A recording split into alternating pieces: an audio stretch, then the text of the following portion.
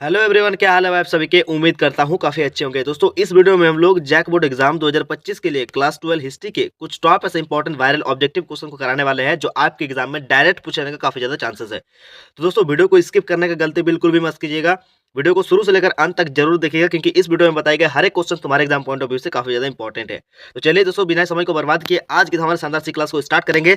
बस एक ही रिक्वेस्ट है, अगर आप लोग चैनल पर नए हैं तो प्लीज चैनल को सब्सक्राइब करके बेल आइकन को प्रेस जरूर कर लीजिएगा क्योंकि दोस्तों यहाँ पर आप लोग एग्जाम के लिए अभी लगातार वीडियोस अपलोड होंगे, चाहे आपके एग्जाम के लिए जितना भी समय बचा हुआ हो। तो चलो आओ देख लेते हैं क्वेश्चन नंबर 1 को जो आपके एग्जाम पॉइंट ऑफ व्यू से काफी ज्यादा इंपॉर्टेंट है। दोस्तों क्वेश्चन नंबर 1 में पूछा गया सवाल है 1922 में मोहनजोदड़ो की खोज किसने की थी। तो 1922 ईस्वी में मोहनजोदड़ो की खोज किसने की थी, तो याद रखना मेरे दोस्त किसने की थी। तो किसने की थी याद रखना, तो राइट आंसर हो जाएगा ऑप्शन नंबर ए, बिल्कुल करेक्ट आंसर हो जाएगा। रखालदास बनर्जी ने दोस्तों 1922 ईस्वी में मोहनजोदड़ो की खोज की थी। ठीक है चलो, और यहाँ पर अगर तुमसे पूछे दयाराम साहनी, तो याद रखना दयाराम साहनी ने दोस्तों हड़प्पा की खोज की थी। ठीक है, दयाराम साहनी ने हड़प्पा की खोज की थी। ठीक है, याद रहेगा। चलो अगला सवाल को देख लेते हैं क्वेश्चन नंबर 2। दोस्तों क्वेश्चन 2 में पूछा गया सवाल है इंडिका की रचना किसने की। इंडिका की रचना किसने की, हु रॉट इंडिका, यानी कि इंडिका की रचना किसने की थी। तो याद रखना किसने की थी, तो मेगास्थनीज। राइट आंसर हो जाएगा ऑप्शन नंबर बी, बिल्कुल करेक्ट आंसर हो जाएगा। ठीक है चलो अगला सवाल को देख लेते हैं मेरे दोस्त, क्वेश्चन नंबर 3 जो आपके एग्जाम पॉइंट ऑफ व्यू से काफी ज्यादा इंपॉर्टेंट है। दोस्तों पूछा गया सवाल है पुराणों की संख्या कितनी है। पुराणों की संख्या कितनी है ये तुम्हें बताना है, तो याद रखना 18 है टोटल। ठीक है चलो अगला सवाल को देख लेते हैं क्वेश्चन नंबर 4। दोस्तों पूछा गया सवाल है सुलह एक कुल की नीति का प्रतिपादन भारत में किसने किया। सुलह एक कुल की नीति का प्रतिपादन भारत में किसने किया, तो याद रखना किसने किए थे, तो अकबर ने किए थे। राइट आंसर हो जाएगा ऑप्शन नंबर बी, बिल्कुल करेक्ट आंसर हो जाएगा। चलिए दोस्तों अगला सवाल को देख लेते हैं क्वेश्चन नंबर 5 जो तुम्हारे एग्जाम पॉइंट ऑफ व्यू से काफी ज्यादा इंपॉर्टेंट है। दोस्तों पूछा गया सवाल है इब्न बतूता ने अपनी यात्रा का विवरण किस भाषा में लिखा था। इब्न बतूता ने अपनी यात्रा का विवरण किस भाषा में लिखा था, तो याद रखना किस भाषा में, तो अरबी भाषा में, अरबी लैंग्वेज में लिखा गया था। ठीक है, राइट आंसर हो जाएगा ऑप्शन नंबर डी, बिल्कुल करेक्ट आंसर हो जाएगा। चलो अगला सवाल को देख लेते हैं क्वेश्चन नंबर 6। दोस्तों पूछा गया सवाल है दामिनी ए कोहो क्या था। दामिनी ए कोहो क्या था, तो एक भूभाग था। राइट आंसर हो जाएगा ए पार्ट ऑफ लैंड। अगला सवाल को देख लेते हैं क्वेश्चन नंबर 7। 6 का right answer option number A, बिल्कुल करेक्ट आंसर हो जाएगा। दोस्तों काफी ज्यादा इंपॉर्टेंट क्वेश्चन होने वाली है हर एक क्वेश्चन, इसीलिए वीडियो को प्लीज आप लोग स्किप मत कीजिएगा। अभी आप लोगों के लिए लगातार वीडियो अपलोड होंगी। ठीक है, इसके जस्ट 10 से 15 मिनट बाद एक वीडियो आप लोगों को और मिल जाएगा जिसमें हम और भी सारे वायरल इंपॉर्टेंट क्वेश्चन को डिस्कस कर लेंगे। ठीक है चलो आप देख लेते हैं क्वेश्चन 7 में आखिर क्या पूछा गया है। दोस्तों क्वेश्चन 7 में पूछा गया सवाल है रामानंद के शिष्य कौन थे। रामानंद के शिष्य कौन थे ये तुम्हें बताना है, तो कौन थे याद रखना इनमें से सभी। कौन कौन थे, रैदास भी थे, कबीर भी थे, धन्ना एवं पीपा भी थे। राइट आंसर हो जाएगा इनमें से सभी, ऑप्शन नंबर डी बिल्कुल करेक्ट आंसर हो जाएगा। अगला सवाल को देख लेते हैं मेरे दोस्त, क्वेश्चन नंबर 8। क्वेश्चन नंबर 8 में पूछा गया सवाल है 1939 में फॉरवर्ड ब्लॉक की स्थापना किसने की। 1939 में फॉरवर्ड ब्लॉक की स्थापना किसने की, तो याद रखना किसने की थी, तो सुभाष चंद्र बोस ने की थी। राइट आंसर हो जाएगा ऑप्शन नंबर सी, बिल्कुल करेक्ट आंसर हो जाएगा। चलो अगला सवाल को देख लेते हैं मेरे दोस्त, क्वेश्चन नंबर 9। दोस्तों पूछा गया सवाल है जलियांवाला बाग हत्याकांड कब हुआ, तो याद रखना 1919 ईस्वी। 1919 ईस्वी 13 अप्रैल ठीक है 13 अप्रैल 1919 ईस्वी के दिन दोस्तों ये जलियांवाला बाग हत्याकांड हुआ था। और कहाँ हुआ था, याद रखना कहाँ हुआ था, तो पंजाब में, पंजाब के कहाँ हुआ था, पंजाब के अमृतसर में हुआ था। ठीक है, जहाँ पर जनरल डायर ने सभा को आवेद घोषित कर दिया था, लेकिन वहाँ पर गोली चलवा दी गई थी जिसमें सैकड़ों व्यक्ति की मौत हो गई थी। ठीक है चलो राइट आंसर हो जाएगा 9 का ऑप्शन नंबर सी, बिल्कुल करेक्ट आंसर हो जाएगा 19। अगर आपसे पूरा डेट पूछे तो 13 अप्रैल 1919। ठीक है चलो अगला सवाल को देख लेते हैं मेरे दोस्त, क्वेश्चन नंबर 10। दोस्तों पूछा गया सवाल है संथाल विद्रोह के नेता थे। तो संथाल विद्रोह के नेता कौन थे दोस्तों ये तुम्हें बताना है, तो सिद्धू और कान्हू थे। राइट आंसर हो जाएगा ऑप्शन नंबर ए, बिल्कुल करेक्ट आंसर हो जाएगा सिद्धू और कान्हू। चलो अगला सवाल को देख लेते हैं क्वेश्चन 11।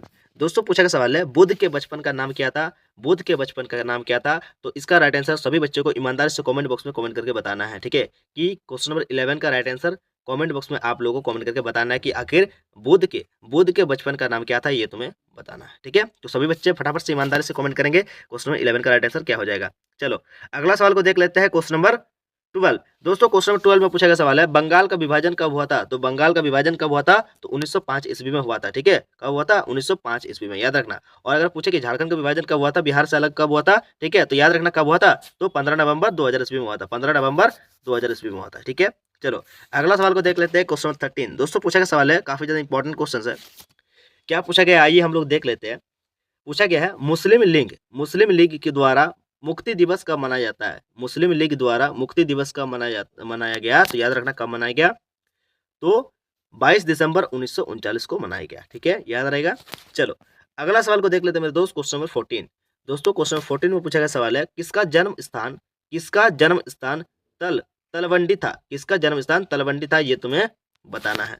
ठीक है, तो किसका जन्म स्थान तलवंडी था उसको याद रखना है, किसका था, तो राइट आंसर हो जाएगा नानक। ठीक है, चलो अगला सवाल को देख लेते हैं। क्वेश्चन नंबर 15 दोस्तों पूछा गया सवाल है, विजयनगर की यात्रा, विजयनगर की यात्रा निम्न में से किसने की, विजयनगर की यात्रा निम्न में से किसने की, तो किसने की थी, तो याद रखना, तो निकोली, किसने की थी, निकोली कॉन्टी ने। चलो अगला सवाल को देख लेते हैं। क्वेश्चन 16 दोस्तों पूछा गया सवाल है, असहयोग, असहयोग आंदोलन की शुरुआत किसने की थी, तो याद रखना कौन किए थे, तो महात्मा गांधी। ठीक है, चलो राइट आंसर हो जाएगा ऑप्शन नंबर 1 बिल्कुल करेक्ट आंसर हो जाएगा, महात्मा गांधी। चलो अगला सवाल को देख लेते हैं मेरे दोस्त। क्वेश्चन नंबर 17 दोस्तों पूछा गया सवाल है, महाभारत का युद्ध कितने दिनों तक चला, महाभारत का युद्ध कितने दिनों तक चला। ठीक है, कितने दिनों तक चला था, तो 18 दिन। राइट आंसर हो जाएगा ऑप्शन नंबर सी बिल्कुल करेक्ट आंसर हो जाएगा। चलो अगला सवाल को देख लेते हैं। क्या पूछा गया है, किस मुगल शासक ने हिंदुओं पर से जजिया कर हटाया था, किस मुगल शासक ने हिंदुओं पर से जजिया कर को हटाया था, तो किसने, तो अकबर ने। राइट आंसर हो जाएगा ऑप्शन नंबर बी बिल्कुल करेक्ट आंसर हो जाएगा। ठीक है, चलो अगला सवाल को देख लेते हैं मेरे दोस्त। क्वेश्चन नंबर 19 दोस्तों पूछा गया सवाल है, बीजक में किसका उपदेश संग्रहित है, बीजक में किसका उपदेश संग्रहित है, तो राइट आंसर हो जाएगा कबीर का। राइट आंसर हो जाएगा ऑप्शन नंबर ए बिल्कुल करेक्ट आंसर हो जाएगा, 19 का right answer option number A Kabir. चलो अगला सवाल को देख लेते हैं। क्वेश्चन 20 दोस्तों पूछा गया सवाल है, बुलंद दरवाजा, बुलंद दरवाजा, बुलंद दरवाजा कहाँ है, तो याद रखना फतेहपुर सीकरी में। ठीक है, राइट आंसर हो जाएगा ऑप्शन नंबर ए बिल्कुल करेक्ट आंसर हो जाएगा, फतेहपुर सीकरी। ठीक है, याद रखना। ठीक है दोस्तों, सारे क्वेश्चन एक एक क्वेश्चन तुम्हारे एग्जाम पॉइंट ऑफ व्यू से दोस्तों be very very very very very very important है दोस्तों। इसीलिए प्लीज आप लोग वीडियो को लाइक कीजिएगा, चैनल पर नए चैनल को सब्सक्राइब कीजिएगा और वीडियो को शुरू से लेकर अंत तक जरूर देखिएगा अगर आप लोगों को एक बार में नहीं समझ में आई है तो। ठीक है, चलो अगला सवाल को देख लेते हैं मेरे दोस्त। क्वेश्चन नंबर 21 दोस्तों, क्वेश्चन नंबर 21 में पूछा गया सवाल है, आओ देख लेते हैं क्या पूछा गया है, भारतीय राष्ट्रीय कांग्रेस की स्थापना किस वर्ष में हुई थी, भारतीय भारतीय राष्ट्रीय कांग्रेस की स्थापना किस वर्ष में हुई थी, तो याद रखना 1850 ईस्वी में हुई थी। ठीक है, चलो अगला सवाल को देख लेते हैं। क्वेश्चन नंबर 22 दोस्तों पूछा गया सवाल है, संथाल विद्रोह किस वर्ष हुआ, संथाल विद्रोह किस वर्ष हुआ, तो याद रखना कब हुआ था, तो 1855 ईस्वी में। ठीक है, चलो अगला सवाल को देख लेते हैं। क्वेश्चन नंबर 23 दोस्तों पूछा गया सवाल है, भारत आने वाले प्रथम पुर्तगाली, भारत आने वाले प्रथम पुर्तगाली कौन था, भारत आने वाले प्रथम पुर्तगाली कौन था, तो याद रखना कौन था, तो वास्को डी गामा। ठीक है, कौन थे, Vasco D gamma. Right answer हो जाएगा 23 का ऑप्शन सी बिल्कुल राइट आंसर हो जाएगा। ठीक है, चलो अगला सवाल को देख लेते हैं मेरे दोस्त। क्वेश्चन नंबर 24 जो आपके एग्जाम पॉइंट ऑफ व्यू से काफी ज्यादा इंपॉर्टेंट है दोस्तों। पूछा गया सवाल है, क्या पूछा गया है, हड़प्पा किस युग की सभ्यता है, हड़प्पा किस युग की सभ्यता है, तो याद रखना तो कांस्य युग। ठीक है, ब्रोंज एज। राइट आंसर हो जाएगा ऑप्शन नंबर बी बिल्कुल करेक्ट आंसर हो जाएगा। ठीक है, ब्रोंज एज। अगला सवाल को देख लेते हैं। क्वेश्चन नंबर 25 दोस्तों, क्वेश्चन 25 जो आपके एग्जाम पॉइंट ऑफ व्यू से काफी ज्यादा इंपॉर्टेंट है दोस्तों। पूछा गया है, मुस्लिम लीग की स्थापना किस वर्ष हुई, मुस्लिम लीग की स्थापना किस वर्ष हुई, तो याद रखना मेरे दोस्त राइट आंसर हो जाएगा 1906 ईस्वी में। ठीक है, अगला सवाल को देख लेते हैं। क्वेश्चन 26 ठीक है, क्या पूछा गया, पाकिस्तानी शब्द किसने दिया, पाकिस्तान पाकिस्तान शब्द किसने दिया, पाकिस्तान शब्द किसने दिया, तो याद रखना कौन दिए थे, तो चौधरी रहमत अली ने। ठीक है, चलो अगला सवाल को देख लेते हैं। क्वेश्चन 27 दोस्तों पूछा गया सवाल है, भारत का प्रथम मुगल शासक कौन था, भारत का प्रथम मुगल शासक कौन था, तो ऑप्शन नंबर 1 में दिया हुआ है बाबर, ऑप्शन नंबर बी में दिया है क्या अकबर, ऑप्शन नंबर सी में दिया है क्या Sher Shah, option number D में दिया है बलबन। तो कौन थे, याद रखना भारत का प्रथम मुगल शासक कौन थे, तो याद रखना कौन थे, तो बाबर थे। राइट आंसर हो जाएगा ऑप्शन नंबर ए बिल्कुल करेक्ट आंसर हो जाएगा। ठीक है, क्या हो जाएगा 27 का right answer option number A बिल्कुल करेक्ट आंसर हो जाएगा बाबर। चलो अगला सवाल को देख लेते हैं। क्वेश्चन नंबर 28 को जो तुम्हारे एग्जाम पॉइंट ऑफ व्यू से काफी ज्यादा इंपॉर्टेंट है दोस्तों। पूछा गया सवाल है, क्या पूछा गया हम लोग देख लेते हैं।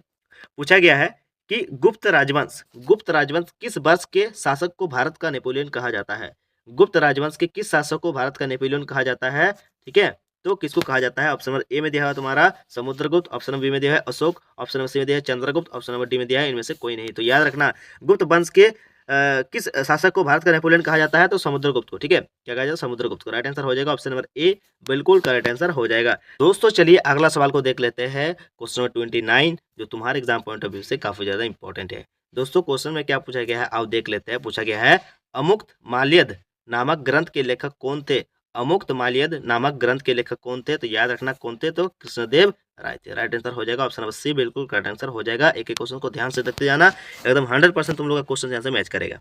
ठीक है, आओ देख लेते हैं। ठीक है, क्वेश्चन 29 को देख लिए, अब हम लोग देख लेते हैं क्वेश्चन 30 को। दोस्तों पूछा गया सवाल है, सिंधु सभ्यता का कौन सा स्थल मृतकों का टीला के रूप में विख्यात है, तो मोहनजोदड़ो। याद रखना राइट आंसर हो जाएगा ऑप्शन नंबर बी बिल्कुल करेक्ट आंसर हो जाएगा। सिंधु सभ्यता का कौन सा स्थल मृतकों के टीला के रूप में विख्यात है, तो मोहनजोदड़ो को कहा जाता है। ठीक है, चलो आओ देख लेते हैं क्वेश्चन नंबर 31 को, जो आपके एग्जाम पॉइंट ऑफ व्यू से काफी ज्यादा इंपॉर्टेंट है। दोस्तों पूछा गया है कि पियादसी किस शासक को कहा गया, पियादसी किस शासक को कहा गया। ऑप्शन नंबर 1 में दिया है अशोक, ऑप्शन नंबर बी में दिया है समुद्रगुप्त, ऑप्शन नंबर सी में दिया है चंद्रगुप्त, ऑप्शन नंबर डी में दिया है बिंदुसार। तो याद रखना पियादस किस शासक को कहा गया, तो अशोक को कहा गया। राइट आंसर हो जाएगा ऑप्शन नंबर ए, बिल्कुल करेक्ट आंसर हो जाएगा अशोक। ठीक है, चलो अगला सवाल को देख लेते हैं मेरे दोस्त, क्वेश्चन नंबर 32, जो तुम्हारे एग्जाम पॉइंट ऑफ व्यू से काफी ज्यादा इंपॉर्टेंट है। दोस्तों पूछा गया सवाल है अर्थशास्त्र के लेखक कौन है, अर्थशास्त्र के लेखक कौन है ये तुम्हें बताना है। तो याद रखना अर्थशास्त्र के लेखक कौन है, तो कौटिल्य थे। ठीक है, राइट आंसर हो जाएगा ऑप्शन नंबर ए, बिल्कुल करेक्ट आंसर हो जाएगा। ठीक है, चलो अगला सवाल को देख लेते हैं मेरे दोस्त, क्वेश्चन नंबर 33, जो तुम्हारे एग्जाम पॉइंट ऑफ व्यू से काफी ज्यादा इंपॉर्टेंट है। प्लीज आप लोग वीडियो को लाइक कीजिएगा, चैनल पर नए चैनल को सब्सक्राइब कीजिएगा और अपने सारे दोस्तों को इस वीडियो को शेयर जरूर कर दीजिएगा। भाई अगर आप भी देख रहे हो तो आपका भी फर्ज बनता है कि ये वीडियो आपके दोस्तों तक पहुंचा दे। ठीक है, चलो तो जरूर शेयर कर देना और आप भी चैनल पर नए हो तो प्लीज चैनल को सब्सक्राइब कर लेना। आगे देख लेते हैं क्वेश्चन 33 में पूछा गया सवाल है, क्या पूछा है अकबरनामा के रचनाकार कौन थे, अकबरनामा के रचनाकार कौन थे। तो याद रखना कौन थे, तो अबुल फजल। ठीक है, कौन थे, अबुल फजल। राइट आंसर हो जाएगा option number D, correct answer हो जाएगा। अगला सवाल को देख लेते हैं क्वेश्चन 34, जो तुम्हारे एग्जाम पॉइंट ऑफ व्यू से काफी ज्यादा इंपॉर्टेंट है। दक्कन दंगा, दक्कन दंगा आयोग कब नियुक्त किया हुआ, कब हुआ। तो याद रखना कब हुआ था, तो 1875 ईस्वी में। कब हुआ था, तो दक्कन दंगा आयोग कब नियुक्त हुआ, तो 1875 ईस्वी में। याद रखना राइट आंसर हो जाएगा ऑप्शन नंबर ए। अगला सवाल को देख लेते हैं मेरे दोस्त, क्वेश्चन नंबर 35, जो तुम्हारे एग्जाम पॉइंट ऑफ व्यू से काफी ज्यादा इंपॉर्टेंट है। दोस्तों पूछा गया सवाल है गोलमेज सम्मेलन का आयोजन कहाँ किया, गोलमेज सम्मेलन का आयोजन कहाँ किया गया था। तो ये तुम्हें बताना है। तो याद रखना कहाँ किया गया था, तो लंदन को किया गया था, लंदन में किया गया था। ठीक है, चलो अगला सवाल को देख लेते हैं, क्वेश्चन 36, जो तुम्हारे एग्जाम पॉइंट ऑफ व्यू से काफी ज्यादा इंपॉर्टेंट है। पूछा गया है, हम लोग देख लेते हैं क्या पूछा है।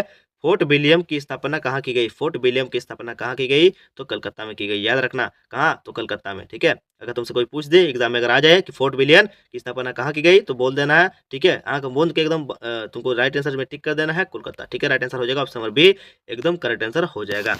चलो तो चलिए दोस्तों अगला सवाल को देख लेते हैं, क्वेश्चन 37, जो तुम्हारे एग्जाम पॉइंट ऑफ व्यू से काफी ज्यादा इंपॉर्टेंट है। दोस्तों पूछा गया सवाल है 16 महाजनपद में से सबसे शक्तिशाली महाजनपद कौन था, मतलब टोटल 16 महाजनपद में से सबसे शक्तिशाली महाजनपद कौन था। तो याद रखना ऑप्शन नंबर डी, बिल्कुल करेक्ट आंसर हो जाएगा मगध। ठीक है, चलो अगला सवाल को देख लेते हैं, क्वेश्चन नंबर 38। दोस्तों क्वेश्चन नंबर 38 में पूछा गया सवाल है 1857 की क्रांति का आरंभ कब हुआ। तो 1857 की क्रांति का आरंभ कब हुआ था, ये तुमसे कंप्लीट पूरा डेट मांग रहा है। तो याद रखना 10 मई 1857 को दोस्तों क्रांति का आरंभ हुआ था। 1857 क्रांति का आरंभ हुआ था, जिसको हम लोग भारतीय स्वतंत्रता के प्रथम युद्ध के नाम से भी जाने जाते हैं। ठीक है, तो राइट आंसर हो जाएगा ऑप्शन नंबर ए, बिल्कुल करेक्ट आंसर हो जाएगा 10 मई 1857।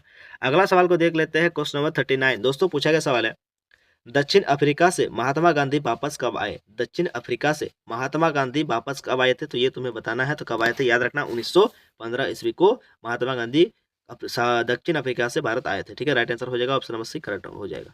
चलो दोस्तों अगला सवाल को देख लेते हैं, क्वेश्चन नंबर 40, जो इस वीडियो का लास्ट क्वेश्चन है और तुम्हारे एग्जाम पॉइंट ऑफ व्यू से काफी ज्यादा इंपॉर्टेंट भी है। ठीक है, ध्यान से देखो क्या पूछा गया है।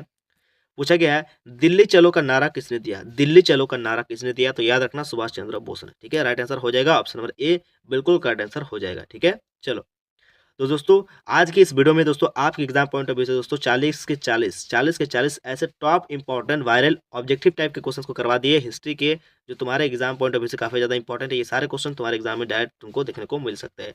दोस्तों चैनल को सब्सक्राइब कीजिए, अभी आप लोग के लगातार वीडियोस अपलोड होंगी, बस आप लोगों को इस वीडियो को सारे दोस्तों को शेयर कर देना। चलिए मिलते हैं नेक्स्ट वीडियो में। जय हिंद, जय भारत, भारत माता की जय।